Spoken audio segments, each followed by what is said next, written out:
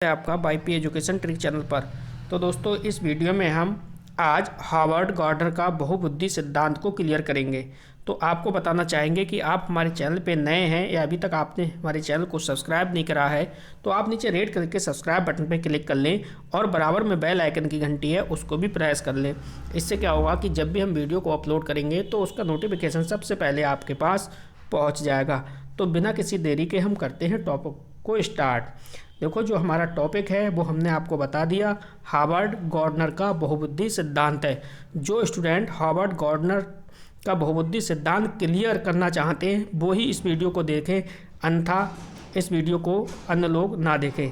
देखो, इसमें हम बात करेंगे, सबसे पहले आपको 2 मिनट का समय और लेंगे। देखिए, जो आप एग्ज़ाम देने जा रहे हो सीटेट का, कौन सा एग्ज़ाम देने जा रहे हो? आप एग्ज़ाम देने जा रहे हो अब सीटेट का। तो देखो, सीटेट के पेपर में यहाँ से 1 नंबर का क्वेश्चन हर बार बनता है, बल्कि 1 से आपके 2 नंबर देखने को मिलेंगे। लेकिन अगर 2 मार्क्स नहीं पूछा गया तो 1 नंबर तो हर बार इस टॉपिक से आता है। तो ये टॉपिक आप 100% आज क्लियर कर लेना। आज के बाद आपका कोई भी डाउट इस टॉपिक पे नहीं बचेगा। तो देखो, सबसे पहले मैं आपको बता दूं, जो बुद्धि है हार्वर्ड गार्डनर का बहुबुद्धि सिद्धांत है यानी मल्टीपल इंटेलिजेंस है। इसमें जो बुद्धि बताई है इन्होंने 9 प्रकार की बुद्धि बताई है। ठीक है, सबसे पहला जो हमारी हेडिंग है, पहले बताइए इन्होंने बहुबुद्धि सिद्धांत। तो देखो, सबसे पहले हम इस बहुबुद्धि सिद्धांत बहुबुद्धि सिद्धांत नहीं, सबसे पहला जो है हमारा वो बताया है इन्होंने भाषाई बुद्धि। ठीक है, भाषाई बुद्धि। तो देखो, भाषाई बुद्धि क्या होती है और भाषाई बुद्धि किन लोगों में होती है, इसके बारे में आप थोड़ा सा समझ लो। देखो, मैं आपको बता दूं, देखिए, भाषाई बुद्धि या इससे कह सकते हो आप शाब्दिक भाषाई बुद्धि, इसके माध्यम से शब्दों और भाषा का ज्ञान होता है। भाषाई बुद्धि में क्या होता है? एक तो शब्द और दूसरा भाषा का ज्ञान होता है। तो शब्द और भाषा का किस में ज्ञान होता है? वो भाषाई बुद्धि में ज्ञान होता है। जिन व्यक्तियों में इसका विकास हो जाता है वो व्यक्ति क्या बनते हैं? देखो, मैं आपको एग्जाम्पल बता रहा हूँ। वो व्यक्ति या तो वकील बनेंगे। कौन बनते हैं? वकील। वकील के साथ साथ कवि होंगे। कवि के साथ साथ में पत्रकार होंगे। ठीक है, पत्रकार। तो देखो, आपसे पूछा जाए पत्रकार है, कवि है या वकील है, इनमें किस प्रकार की बुद्धि पाई जाती है? तो आप कहोगे इनमें भाषाई बुद्धि होती है। अब देखो, हमारी जो दूसरा जो बुद्धि बताई है वो बताई है इन्होंने, देखिए, गणितीय तार्किक बुद्धि। तो गणितीय तार्किक बुद्धि के अंतर्गत कौन कौन आते हैं या किस में पाई जाती है गणितीय तार्किक बुद्धि, इसके बारे में समझो आप।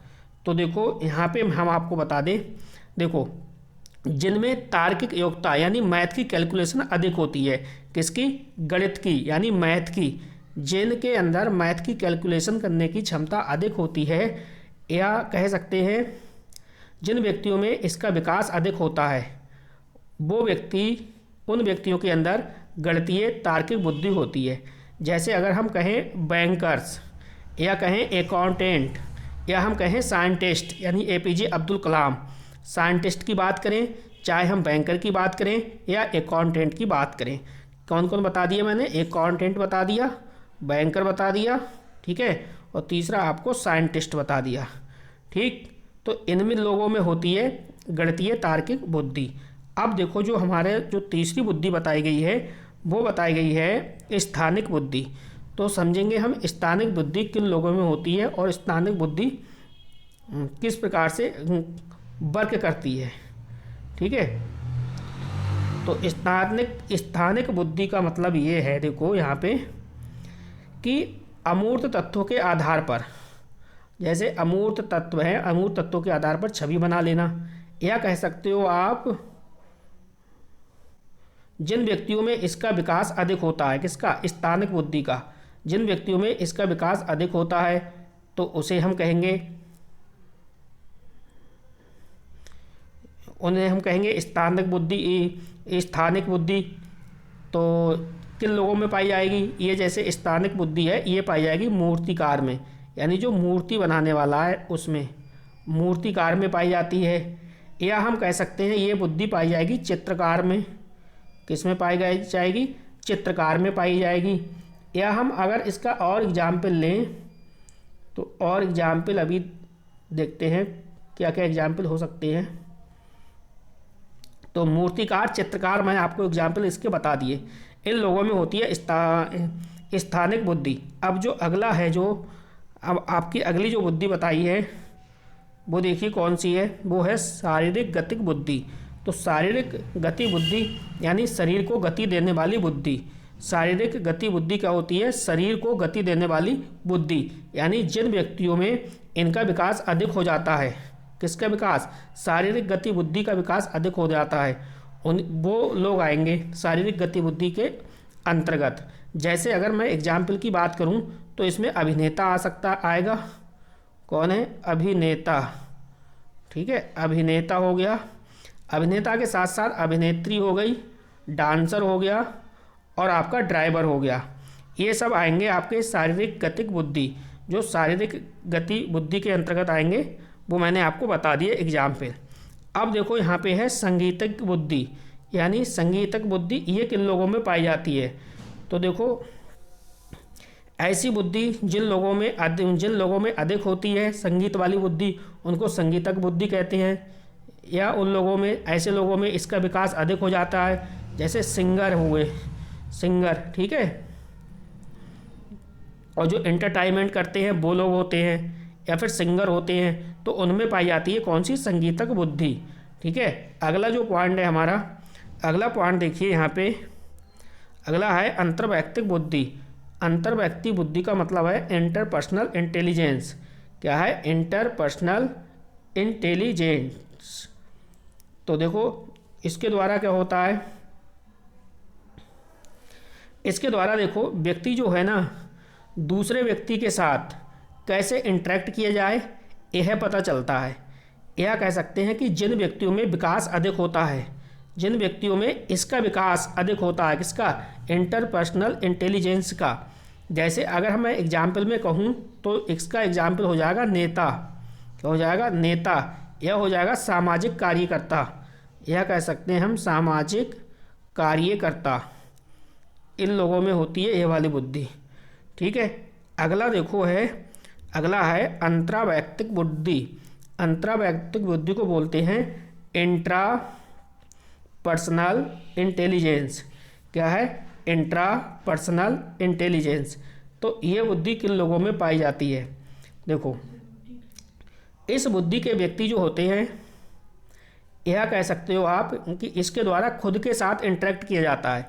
यानी इंट्रा मतलब है खुद के साथ, खुद के साथ इंटरेक्ट किया जाता है इस बुद्धि में। ठीक है, जैसे मैं कहूँ कि निजी, जिन व्यक्तियों में इसका विकास अधिक हो जाता है वो क्या बन जाते हैं? वो आध्यात्मिक गुरु बन जाते हैं।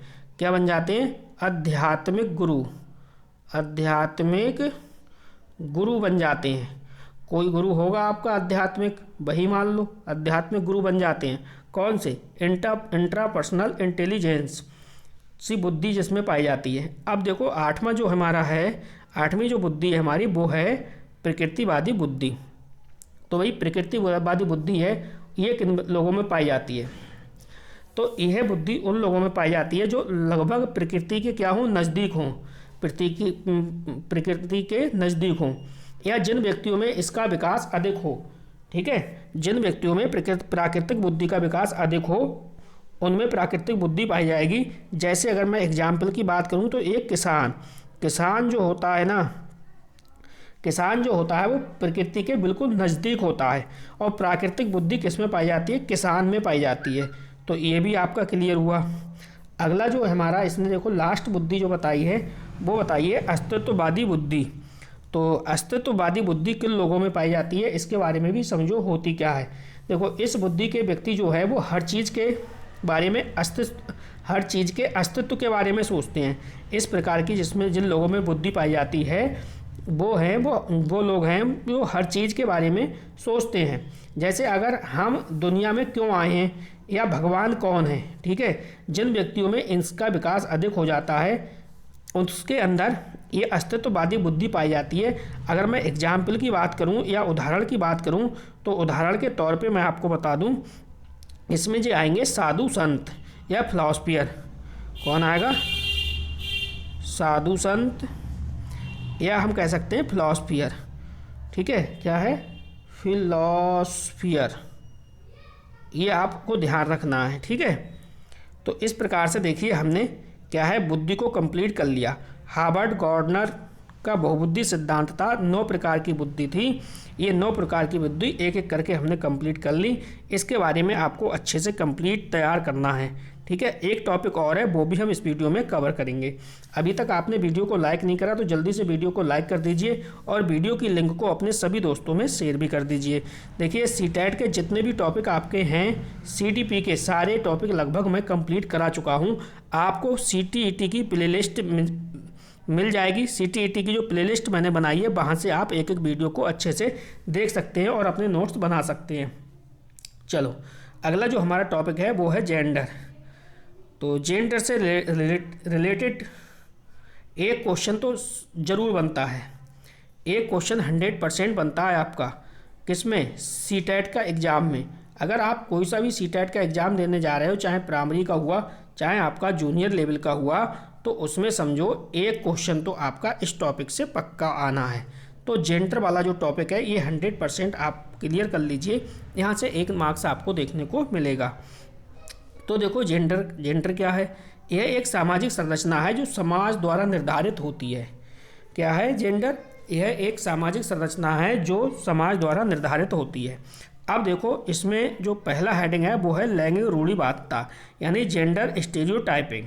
ठीक है, लैंगिक रूढ़िवादिता। तो लैंगिक रूढ़िवादिता क्या है, क्वेश्चन जो बनेगा वो आपका यहीं से बनेगा। ठीक है, तो देखो इसके बारे में समझो, जो चीज़ें या तथ्य, जो चीज़ें या कह सकते हो तथ्य पहले से चलती चली आ रही हैं या चलते चले आ रहे हैं, उसी को मानना लैंगिक रूढ़िवादिता कहते हैं। उसी को हम क्या कहेंगे, लैंगिक रूढ़िवादिता कहेंगे। यानी जो चीज़ें या तथ्य पहले से ही चले आ रहे हैं और उसी को मानना, उसी को अब आप मान रहे हो तो क्या कहलाएगा, लैंगिक रूढ़िवादिता कहलाएगा।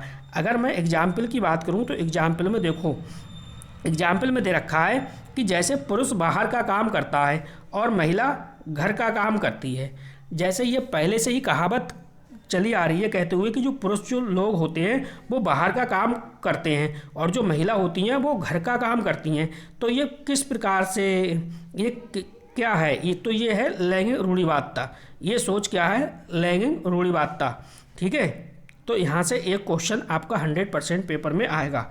देखो अगली जो हेडिंग है आपकी वो है लैंगिक पूर्वाग्रह। तो लैंगिक पूर्वाग्रह को बारे में भी अच्छे से समझ लो आप। देखो ये है लैंगिक पूर्वाग्रह यानी जेंडर बाइज। ठीक, तो लैंगिक पूर्वाग्रह क्या होता है, देखो इसमें लड़का और लड़की में अंतर किया जाता है। क्या किया जाता है, लैंगिक पूर्वाग्रह में इसमें लड़का और लड़की में क्या किया जाता है, अंतर किया जाता है। जैसे मैं कहूँ कि कॉलेज प्रतियोगिता में लड़का और लड़की में से लड़की को प्राथमिकता देना। जैसे अगर मान लो आपके कॉलेज में कोई भी कंपटीशन हो रहा है, ठीक है, उस कंपटीशन में एक लड़का है, एक लड़का क्या, बहुत सारे लड़के हैं और बहुत सारी लड़कियां हैं, दोनों लोग क्या है भाग ले रहे हैं। ठीक है, तो अध्यापक है वहाँ पे, टीचर है, वो लड़कियों के लिए प्राथमिकता दे दे, लड़कियों के लिए क्या दे दे, प्राथमिकता दे दे, तो उसी को हम क्या कहेंगे, लैंगिक पूर्वाग्रह कहेंगे। क्या कहेंगे, लैंगिक पूर्वाग्रह। तो देखो इस प्रकार से लैंगिक पूर्वाग्रह भी आपका कंप्लीट हुआ। एक अध्यापक, देखो यहाँ पे नोट करके मुझे लिखना चाहिए था, एक अध्यापक को हमेशा दोनों को बराबर मानना चाहिए। एक अध्यापक होने के नाते आपको लड़का लड़की को समान मानना चाहिए, दोनों को बराबर मानना चाहिए और लड़का लड़की में अंतर नहीं करना चाहिए। जब अंतर नहीं करोगे तो ये लैंगिक पूर्वाग्रह के अंतर्गत नहीं आएगा। अगर आप पक्षपात करते हो तो ये लैंगिक पूर्वाग्रह के अंतर्गत आएगा। तो इस प्रकार से देखिए जेंडर वाला जो टॉपिक था वो भी आपने कंप्लीट करा, यानी लैंगिक रूढ़िवादिता और लैंगिक पूर्वाग्रह। आप इसका स्क्रीनशॉट ले सकते हो, आप अच्छे से अपने नोट्स भी बना सकते हो। ठीक है, तो जेंडर भी क्लियर हो गया आपका। और देखो यहाँ पे हार्वर्ड गार्डनर का जो बहुबुद्धि सिद्धांत है ये भी क्लियर हो गया। यानी इस वीडियो से आपके आज 2 मार्क्स क्लियर हो गए। अब जब आप सीटेट का पेपर दे के आओ तो आप बताना यहाँ से क्वेश्चन आया या नहीं आया। 2 मार्क्स समझो इस वीडियो से आपके क्लियर हो गए। ठीक है, तो बस इस वीडियो में इतना ही था। वीडियो देखने के लिए आपका बहुत बहुत धन्यवाद। मिलते हैं नेक्स्ट वीडियो में।